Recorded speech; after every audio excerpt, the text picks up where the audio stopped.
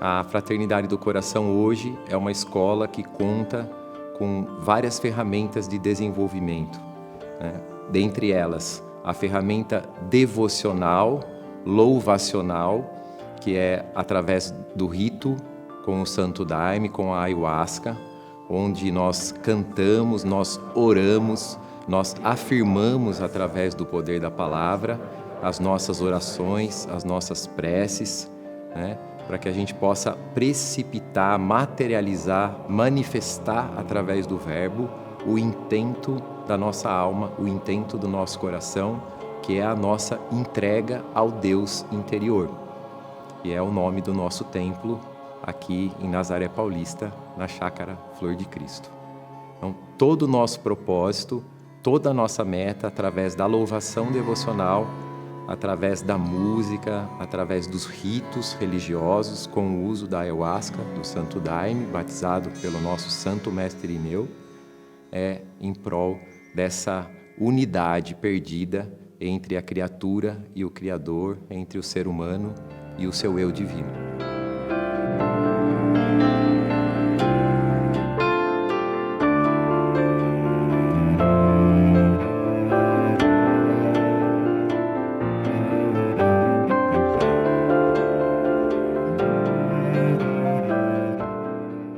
Meu nome é Sérgio Negri, eu sou dirigente da Fraternidade do Coração.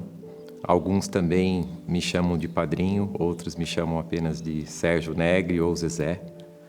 E carinhosamente eu ressoo com o coração de todos, independente da forma, do formato, né, com o qual eu sou tratado aqui dentro da casa. Eu já consagro a Ayahuasca há 25 anos. E foi realmente assim o meu maior divisor de águas em termos de autoconhecimento e de espiritualidade.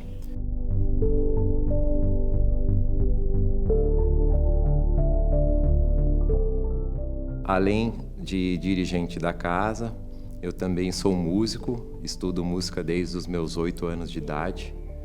Amo demais música e sempre foi assim a minha grande paixão, né? A arte como um todo, mas a música em especial. Eu dei aula de música durante mais de 15 anos em conservatório, aulas particulares, fiz muitos workshops pelo país, tocando jazz, tocando fusion, fazia cover de Joe Satriani, Stevie Vai, então tive um tempo longo de desenvolvimento musical. Depois mudei a minha carreira musical para começar a trabalhar dentro de estúdio e acabei virando produtor musical.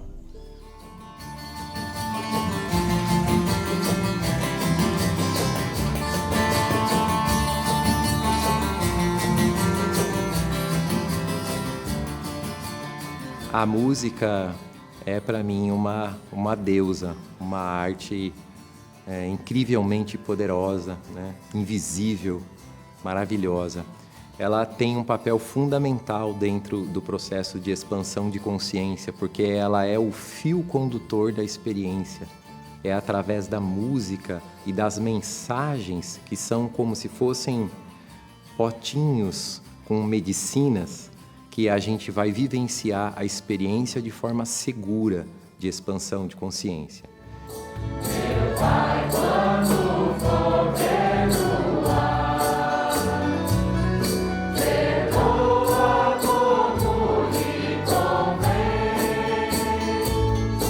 Eu peço que vós nos perdoe, como perdoou em Belém. Eu peço que vós nos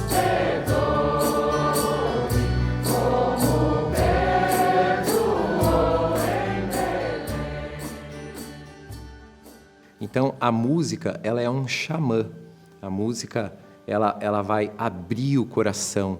Ela vai permitir que você saia do pensamento racional ao, por exemplo, cantar a letra de um hino, uma prece, né? Ao fazer uma prece, se você faz ela de forma musicada, usando o coração, essa prece ela vai ter mais poder, né? Já dizia um santo que cantar é rezar 2 vezes.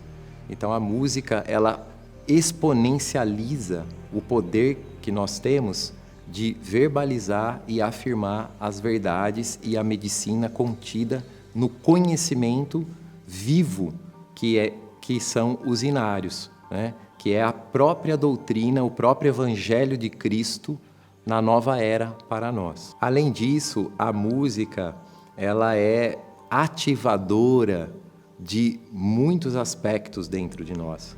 Então, uma determinada melodia que tem uma tonalidade maior, que tem uma cadência harmônica, uma cadência melódica, é capaz de mover emoções dentro de nós, como, por exemplo, um sentimento de gratidão, como, por exemplo, um sentimento de alegria, como, por exemplo, um sentimento de celebração, ou como um sentimento de introspecção, de profundidade, de emotividade.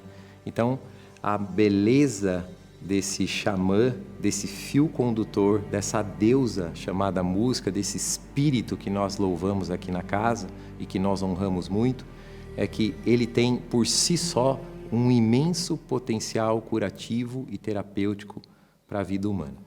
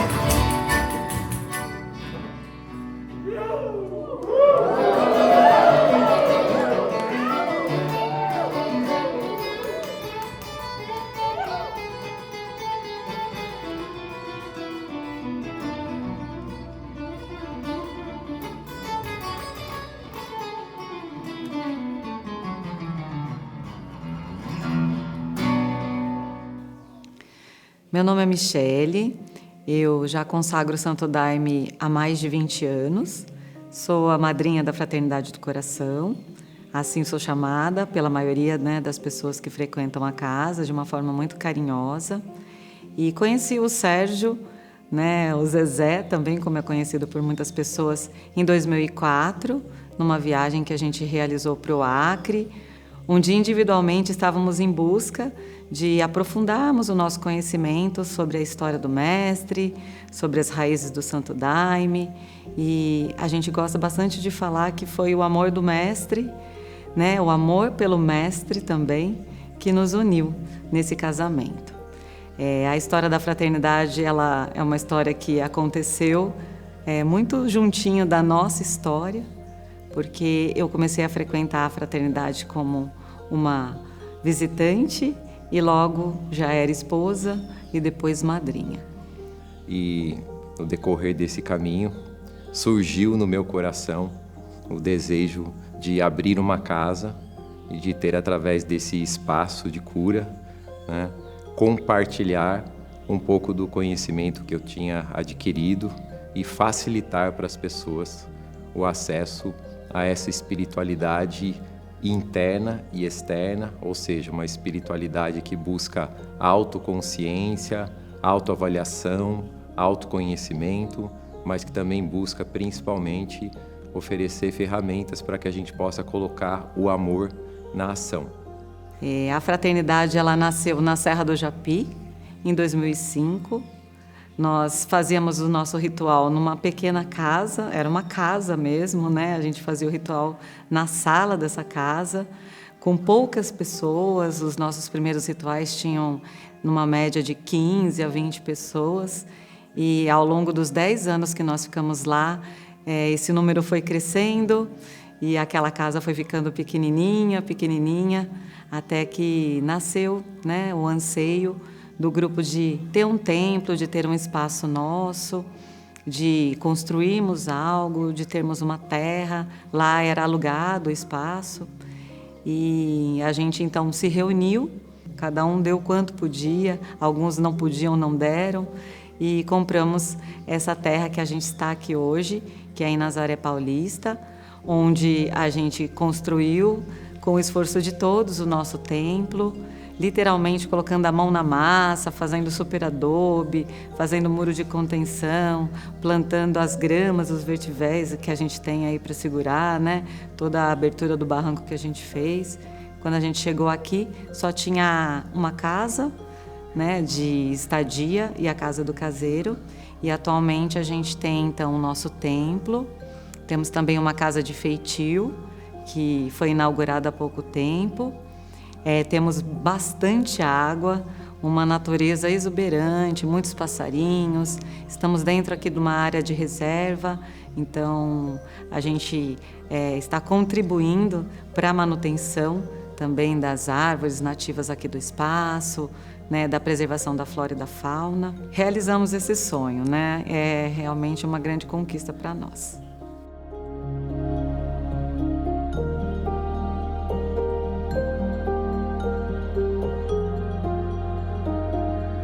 A Fraternidade do Coração é uma casa 100% oficializada, legitimada e totalmente legalizada. Nós temos todos os documentos, todos os alvarás aqui da cidade de Nazaré, nós temos vistoria de bombeiro, nós temos CNPJ, nós pagamos imposto de renda, nós temos pessoas que nós empregamos e pagamos toda a documentação, etc, etc. Um dirigente de uma casa espiritual, que pode ser chamado de padrinho, alguns gostam de chamar dessa forma, ele tem várias funções. A primeira função é que toda a estrutura dentro do mundo, para que ela possa funcionar, para que ela possa fluir, para que ela possa frutificar, ela precisa ter ordem. Nós precisamos de leis, nós precisamos de um container para que uma experiência possa ser bem-sucedida. O dirigente é aquela pessoa que vai modelar inicialmente, né, esses limites, esses espaços, essas ordens primárias dentro do grupo, e ele vai trazer a tônica para aquele grupo, né? Ele vai ser o farol, ele vai mostrar um caminho possível para que aquele grupo possa buscar uma experiência enriquecedora para a consciência. Além disso, o líder também assume a responsabilidade máxima de responder perante os seres do alto e perante o mundo terreno, né, em relação a todas as atividades, gastos, custos e etc., que aquela egrégora, que aquele campo espiritual comporta. Além disso, o líder também tem a função de lidar com as relações, ajudar as pessoas, servir de suporte quando elas precisam, quando elas têm uma experiência que não é agradável, porque isso também acontece, né? Não é todo mundo que passa por uma experiência com ayahuasca ou que vem na fraternidade que tem a experiência mais bonita da vida, né? Então, pode acontecer da pessoa ter uma experiência que não é agradável. Então, o líder ele serve como um colo, como uma pessoa que pode dialogar, que pode construir, junto a essa pessoa, um entendimento daquilo tudo. Deus te guie. Além de tudo isso, o líder também tem a função de supervisionar todas as atividades que acontecem na casa, né? Então, eu tenho que gerenciar, por exemplo, as estruturas, nós temos lâmpadas que queimam, nós temos canos que furam, né? Nós temos ruído que dá em sistema de som, que a gente tem que mandar fazer revisão, nós temos que supervisionar com o engenheiro todo ano, fazer uma vistoria no nosso telhado, na nossa terra, no trinco que aparece no chão. Então, o líder ele tem que estar atento a toda a estrutura física, além da estrutura psíquica, além da emocional, além da espiritual do grupo.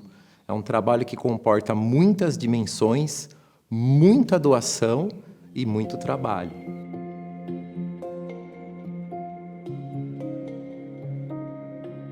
Ao contrário do que muitas pessoas dizem, que o Santo Daime é uma religião patriarcal, porque é muito mais comum nós encontrarmos dirigentes homens, né, padrinhos, dirigindo grupos que mulheres, eu sinto que é extremamente o contrário. Assim, o Santo Daime é uma religião unificadora, que traz a unificação do feminino, do masculino, já representado pela nossa estrela, já representada pela lua, né, pela Nossa Senhora da Conceição, que é a matriarca, né, da religião, da doutrina, e todo o respeito e a devoção que o nosso mestre Irineu apresenta dentro do seu inário para o sagrado feminino.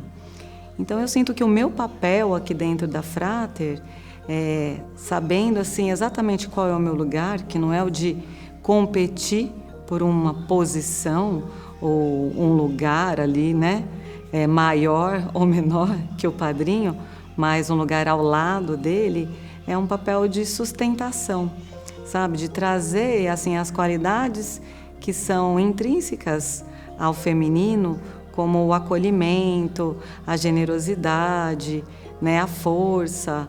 E eu atuo assim muito junto do padrinho nas resoluções, né, nos planejamentos, dentro dos intensivos, na organização, né? Desde a organização do cardápio, da organização dos dormitórios que as pessoas irão ficar, da organização juntamente com ele das dinâmicas, né? De toda a estruturação do que vai acontecer, como também nas decisões aqui da casa, nas decisões que são tomadas em relação aos inários, ao calendário. Eu sempre estou presente, né? De alguma forma. E de uma forma mais ativa também eu somo, né, junto às mulheres no trabalho que elas realizam de contato, né, íntimo com a essência feminina delas, com o desabrochar, né, da mulher que elas podem ser, vir a ser, no sentido mesmo de desenvolvimento interno, de aprofundamento, de cura.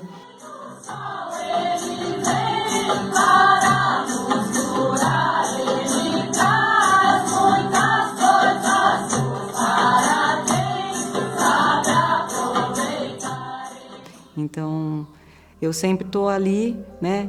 As meninas até brincam que eu sou assim a mãezona. Eu tenho assim muito forte em mim esse arquétipo, essas qualidades da mãe que quer cuidar, que quer nutrir, que está sempre olhando, né? Que quer trazer para perto. E eu sinto que assim a minha qualidade, o que eu posso oferecer, né, de melhor e que eu tenho aqui abundantemente dentro de mim, é o amor, né? O amor e o cuidado. Então, eu sinto que esse lugar é muito confortável, muito bom para mim, e dessa forma eu posso contribuir e somar dentro da fraternidade.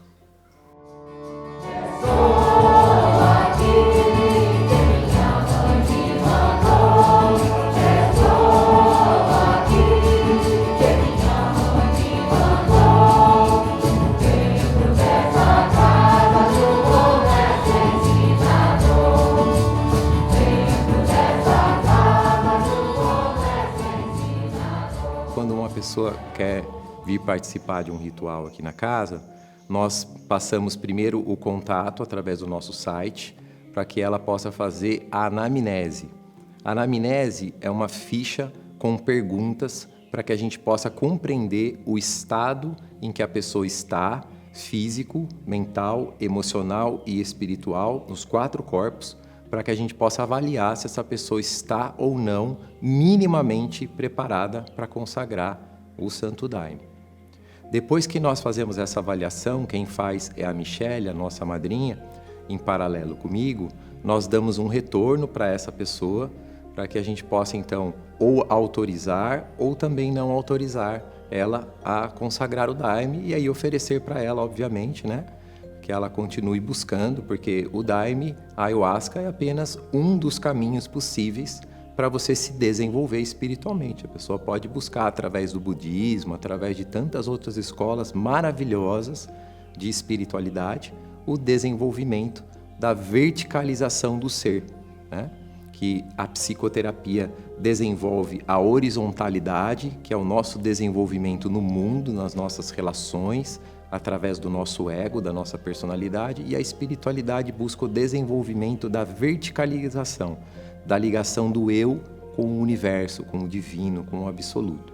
E depois que a gente faz, então, a avaliação da anamnese, quando a pessoa vem consagrar o Daime, caso ela esteja em algum tratamento de saúde, caso a pessoa tenha uma idade já avançada, ou seja uma pessoa nova, ou ela esteja fazendo algum tratamento de saúde, a gente vai servir pouco Daime para ela. Sendo assim, essas pessoas consagram um pouquinho se elas estão fazendo o tratamento. Se a pessoa está num estado tranquilo, bem harmonizado, bem preparado, ela consagra o normal, né? E depois existem até algumas pessoas na casa que são mais experientes, que já têm anos, né, de navegação dentro desse estudo de expansão de consciência. Essas pessoas podem tomar até um pouquinho mais quando elas desejam.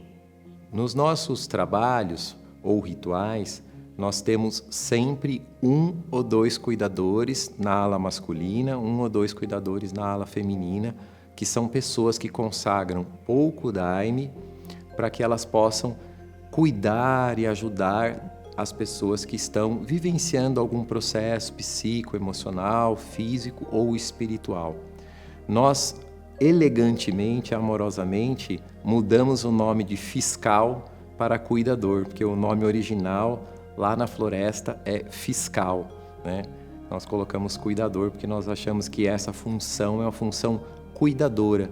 Então o cuidador, ele tem uma função muito específica, muito leve, muito suave, de acompanhar a pessoa, oferecer um copo d'água, dar a mão, dizer uma frase positiva para que ela possa encarar algum medo, acolher um sentimento, se a pessoa às vezes está num momento que ela está lutando com alguma dor, segurando alguma dor emocional. Então, sutilmente, de forma muito econômica e delicada, o cuidador vai amparar esse processo e vai respeitar a pessoa 100%, se ela quiser deitar um pouco na grama, se ela precisar de um colchão para deitar, se ela precisar de um papel higiênico, se ela estiver, né, tendo uma queda de pressão, uma sensação desagradável, o cuidador vai poder estar do lado dela e dar toda a assessoria que ela precisa. Além disso, aqui na casa, nós sempre tivemos, desde os primeiros trabalhos, um kit de primeiros socorros completo.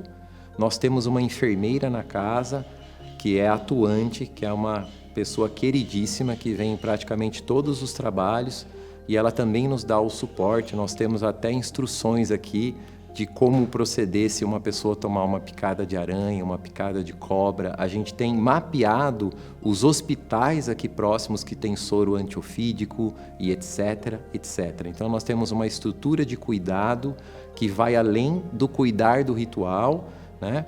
Mas que vai também, né, se a pessoa tiver uma necessidade da pressão subir, da pressão cair e etc., nós temos tanto os cuidados, como também, inclusive, a nossa madrinha, né, que é formada, que tem diploma em primeiros socorros.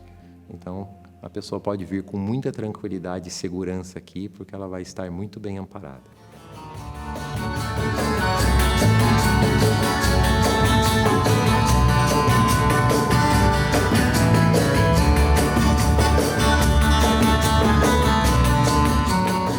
Uma coisa super importante para quem quer consagrar a ayahuasca é ter um mínimo de noção da primeira lei espiritual para você desenvolver espiritualidade, que é autorresponsabilidade.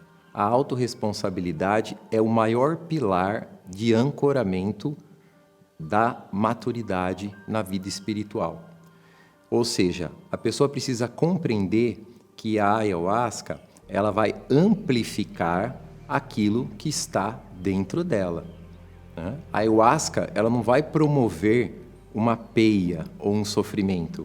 A ayahuasca pode amplificar um conflito, uma angústia, uma agonia que já está dentro do próprio psiquismo daquela pessoa, né? Sendo assim, se você tiver um mínimo de maturidade, de autorresponsabilidade, você vai conseguir compreender aquilo que você vai passar através da experiência de expansão de consciência e devagarinho você vai conseguir integrar esse conteúdo, seja através do próprio inário, da própria experiência viva do ritual, ou no decorrer dos próximos dias você vai ter um tempo para você pensar, para você refletir, para você sonhar e para você elaborar aquele conteúdo. Agora, o que acontece muito hoje em dia é que muitas pessoas, por não terem ainda desenvolvido esse senso básico de autorresponsabilidade, né, as pessoas buscam consagrar uma bebida muito poderosa como essa e aí no dia a dia a pessoa está tomando 10-0 da vida. Aí ela chega no trabalho, ela toma 10-0 no ritual, ela passa mal no ritual.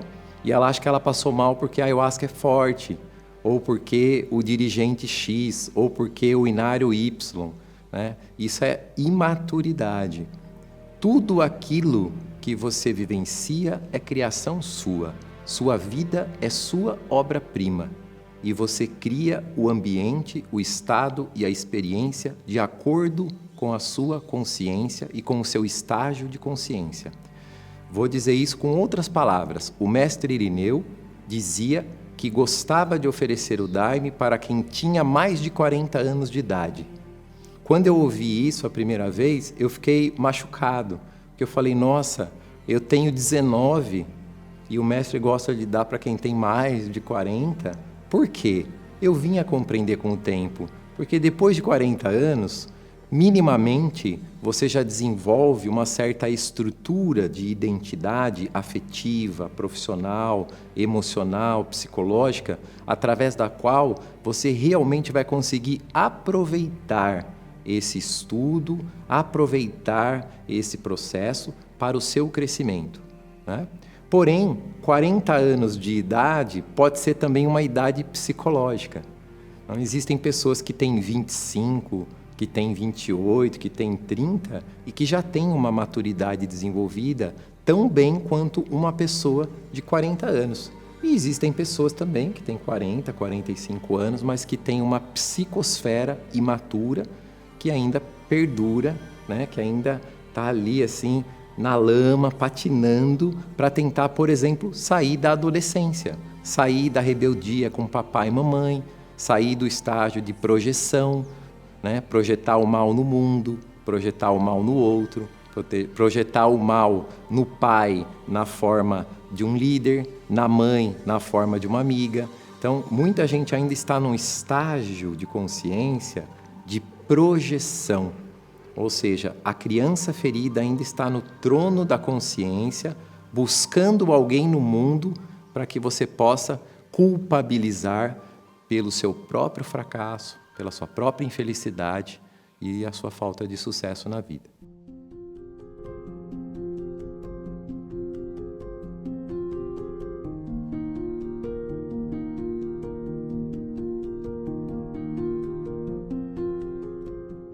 Em paralelo ao estudo de entrega devocional, nós temos as ferramentas de autoconhecimento, meditação, revisão diária, que nós vamos aprendendo na escola através daquilo que hoje nós chamamos de intensivos. Os intensivos hoje têm um nome de Frater Day, porque com a pandemia nós reduzimos os encontros para apenas um dia, para que pudesse ser mais tranquilo para todo mundo. Porém, nós já fizemos 48 desses intensivos, em torno aí desses 16 anos. E nesses intensivos nós trabalhamos pilares básicos para o desenvolvimento da consciência.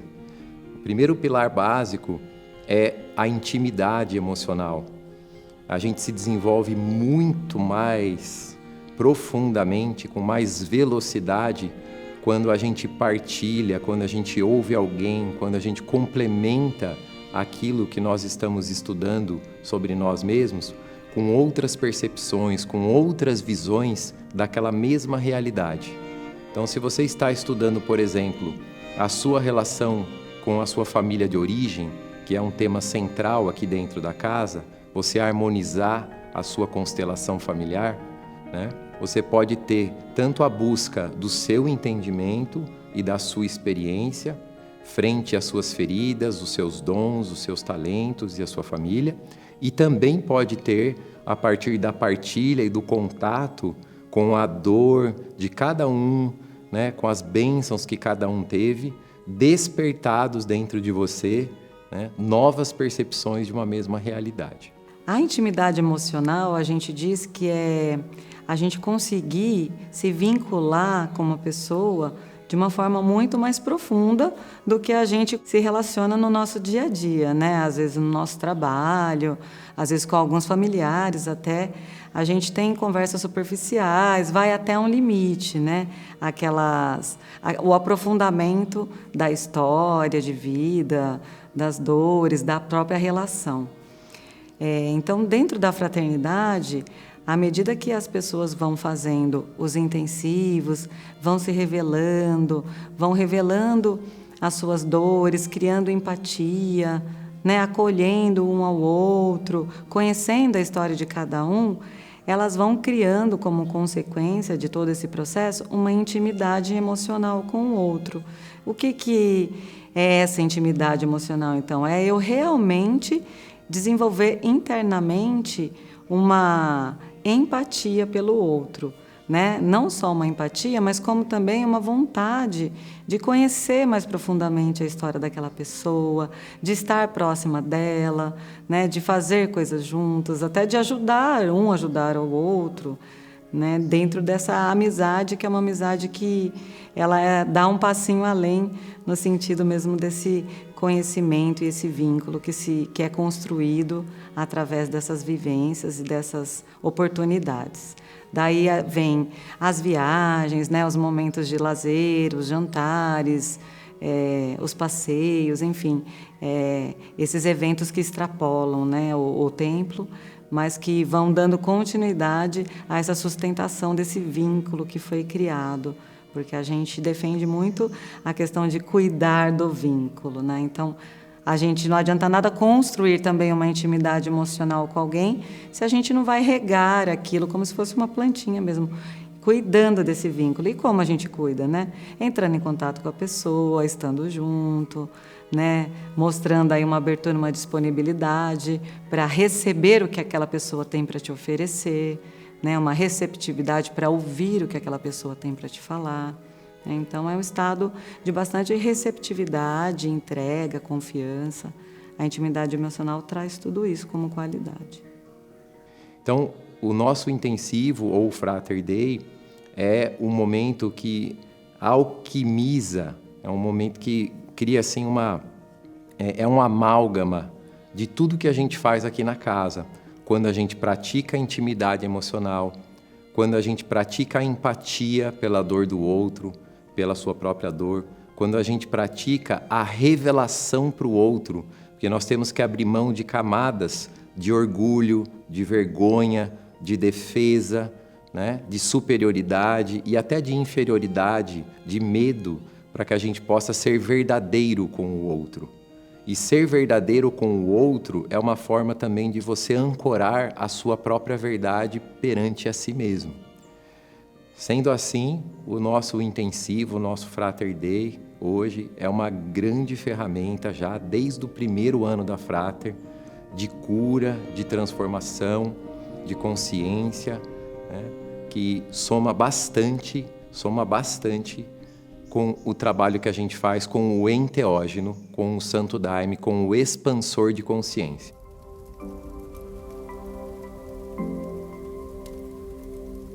Eu sou uma buscadora de mim já há muitos anos. Quando eu conheci o Santo Daime, muitas portas para o autoconhecimento se abriram para mim. Primeiramente, em contato com as terapias do Osho, alguns trabalhos que eu fazia de fluidoterapia, de reiki. E eu sinto que, né, a fraternidade, com essa tônica da espiritualidade integrativa trazida pelo Sérgio, só vieram a somar nessa minha busca, né, nesse meu caminho, no sentido de me trazer assim, muita consciência, né, de mim mesma, dos meus processos, das minhas dores, dos meus bloqueios, do que eu poderia ser capaz de alcançar, né, do que me impedia.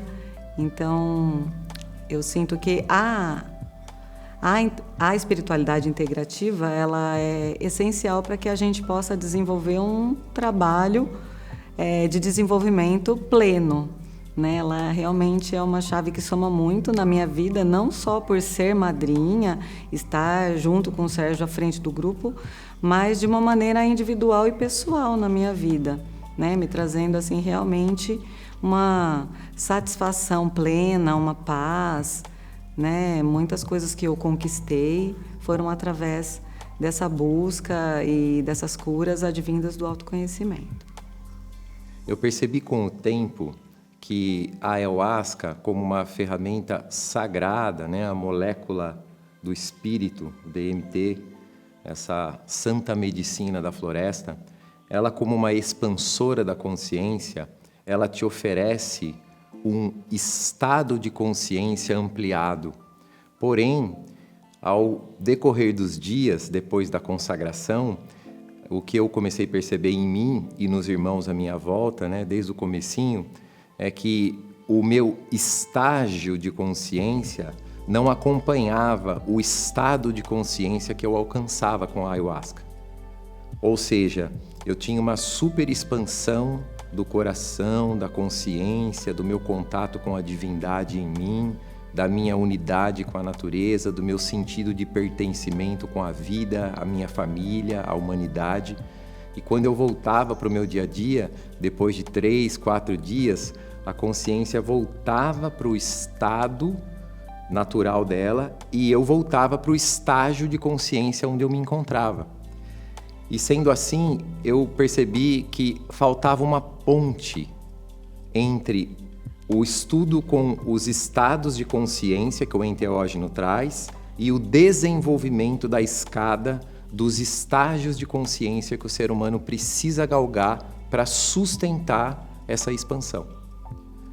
E esse caminho, essa escada, né, esses estágios de consciência, eles são desenvolvidos através de um trabalho psicoemocional, que foi o que eu incluí, então, dentro da Escola Fraternidade do Coração. Ou seja, o nosso Frater Day, o nosso intensivo e o nosso pedido para que os irmãos da casa pratiquem essas ferramentas de terapia, de estudo de si mesmo no dia a dia, é para que as pessoas possam ir galgando, né, os seus estágios de consciência, vai subindo, você vai purificando a criança ferida, você vai harmonizando a sua relação com a autoridade masculina, com a autoridade feminina, com a sua família, você vai integrando as suas dores e com isso você vai conseguindo suportar e sustentar melhor a luz, né, do seu próprio ser divino que você acessa quando você expande a consciência através do enteógeno. Na Escola Fraternidade do Coração, uma coisa não existe sem a outra. Romeu e Julieta, queijo e goiabada. Autoconhecimento e espiritualidade são facetas da mesma moeda. Trabalho psicoemocional e trabalho espiritual precisam andar em paralelo. Se a gente toma muito vinho, a gente pode correr o risco de ficar um pouco embriagado. E aqui na nossa escola não. A gente toma o vinho, mas a gente come o pão de cada dia.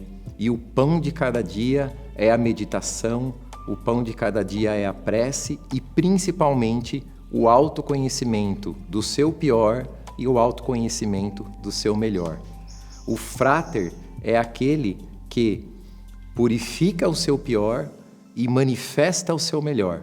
Cada vez um pouquinho mais, porque nenhum de nós aqui é perfeito. Nós não estamos buscando uma experiência de perfeição na nossa experiência terrena.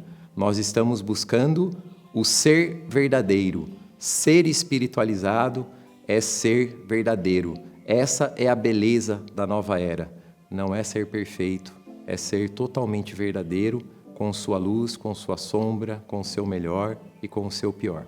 Os intensivos e os Fraters Day que nós fazemos aqui na casa, eu que ofereço, né?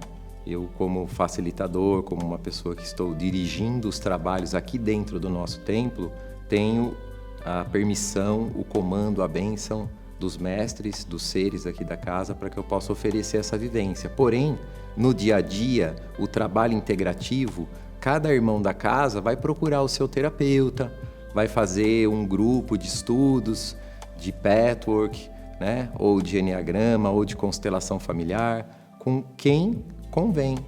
Pode ser uma pessoa perto da sua casa, pode ser um terapeuta que você já tem afinidade.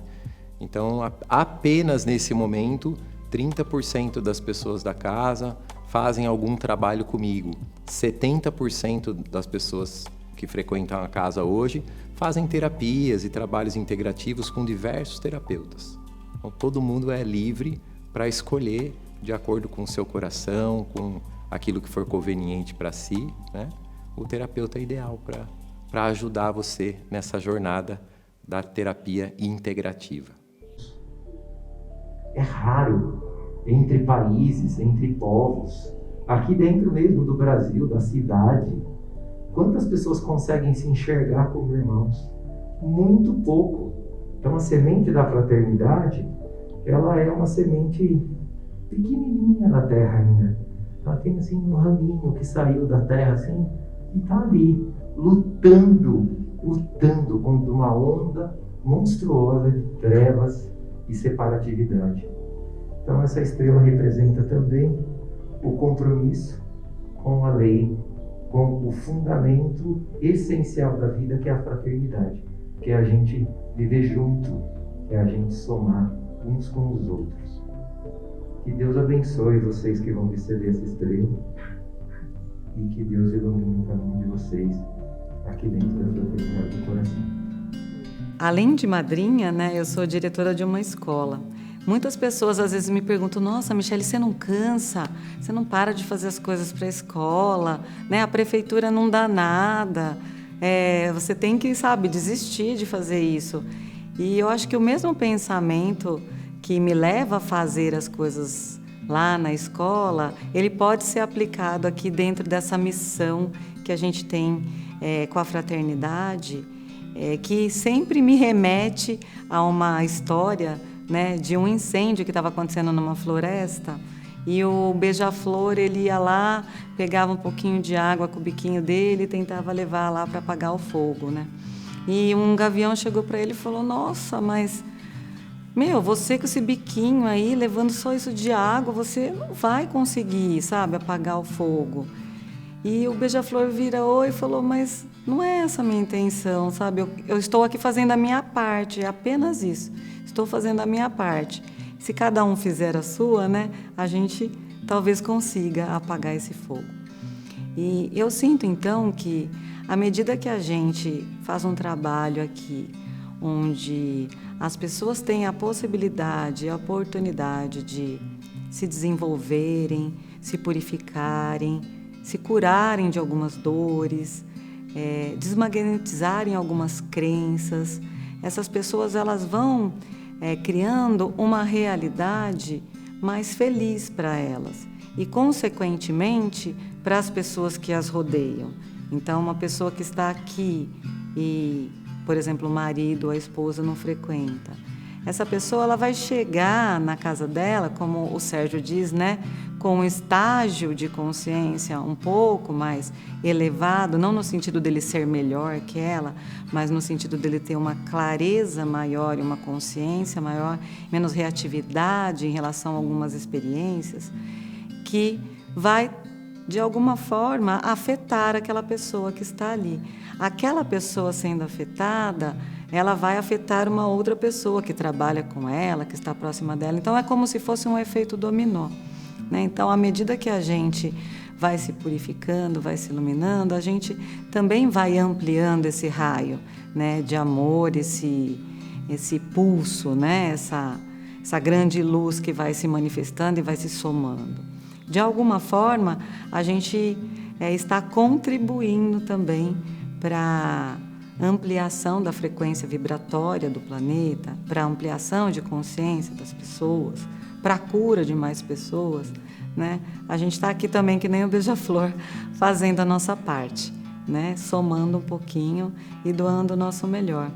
E além de tudo isso, a gente faz isso porque a gente gosta muito, né? Se a gente não gostasse, a gente não estaria nessa missão que é muito desafiadora. Ela não é assim só oba-oba, né? Ela tem muitos desafios. Então a gente só faz tudo isso por muito amor mesmo ao Mestre, ao Santo Daime, à Nossa Senhora da Conceição, aos irmãos da Frater, às pessoas que estão aqui conosco, e um amor também, assim, uma honra de poder vislumbrar e visualizar todas as curas e transformações que acontecem com as pessoas que estão à nossa volta de uma forma muito verdadeira. A gente vê isso acontecendo, a gente tem relatos disso. Então, é isso que também nos ajuda, nos motiva, nos dá força para continuar nessa missão de Beija-Flor. Eu nunca quis, de fato, intencionalmente ter uma igreja, de forma alguma. Eu simplesmente sempre quis estar próximo de amigos e de pessoas que comungavam com a mesma linha de pensamento ou que tinham, assim, uma harmonia, né, no diálogo, que tinham um respeito pelo pensamento do diferente, né? Eu sempre gostei de pensar diferente, de conversar com amigos, de conversar sobre música, sobre espiritualidade, sobre a vida. Então, a priori, o meu sonho sempre foi ter uma família espiritual, pessoas com as quais eu pudesse congregar de pensamentos, de reflexões, de religião, de espiritualidade, de tudo que a vida humana comporta, né? Sobre relacionamentos, sobre desafios, sobre bênçãos. E, naturalmente, esse meu anseio, essa sementinha que o meu coração teve, né, foi brotando, foi virando um arbusto, desse arbusto foi virando uma árvore, e quando eu vi, eu já estava totalmente comprometido, entregue já, né, a uma missão que começou a me tomar a serviço. E não teve como dar um ré, não tive como voltar atrás, né? Meu coração ressoou e hoje a Fraternidade do Coração é uma família espiritual para mim, né? São pessoas com as quais a gente se junta para sair, para passear, para fazer um jantar gostoso, para frequentar a casa uns dos outros. Eu não sou um líder que sento numa cadeira diferente, eu não tenho guirlanda, eu não fico no altar de ninguém, se a pessoa beija a minha mão, eu beijo a mão dela, eu não sou mais especial que ninguém ajoelha para mim. Aqui a gente é uma família espiritual e é isso que eu prezo aqui dentro. Porque o intuito do nome Fraternidade do Coração é isso, é transcender as paredes do templo, é levar o amor na ação para o dia a dia. Agora, obviamente que a gente acaba, que meio que até por atração e por proximidade, porque a gente encontra as pessoas a cada 15 dias, né, tendo aquele meio em comum, né, para participar no dia a dia, para cultivar a amizade, isso é natural. Eu acho que em qualquer meio em que você acaba, né, se relacionando mais, você acaba encontrando dentro daquele espaço, né, um lugar seguro para você amar e ser amado, que é o grande intuito dentro de uma família espiritual. O que eu quero realmente aqui é que as pessoas aprendam a maior e a grande lição deixada por Cristo através de Jesus, enviada direto do coração do Pai para o coração dessa terra, para o coração humano, que é o aprendizado do amor consciente. É o amar, é o ser amado, é o respeitar e é o ser respeitado, inclusive nas diferenças, né? É aí que a gente realmente tem o grande laboratório do amor, no exercício das diferenças, no exercício da tolerância, no exercício da construção do vínculo, da intimidade emocional, da amizade, do carinho, acima de tudo, dentro da sintonia do bem-querer que o nosso mestre Irineu traz com tanta beleza. Fico até emocionado e devoção quando o nosso mestre canta: chama estrela, chama estrela, chama estrela, a estrela vem. Chama estrela, chama estrela, chama estrela, estrela vem. Ela vem me ensinar o amor de quem quer bem. Ela vem me ensinar o amor de quem quer bem. Esse é o nosso caminho, o amor de quem quer bem. Amém.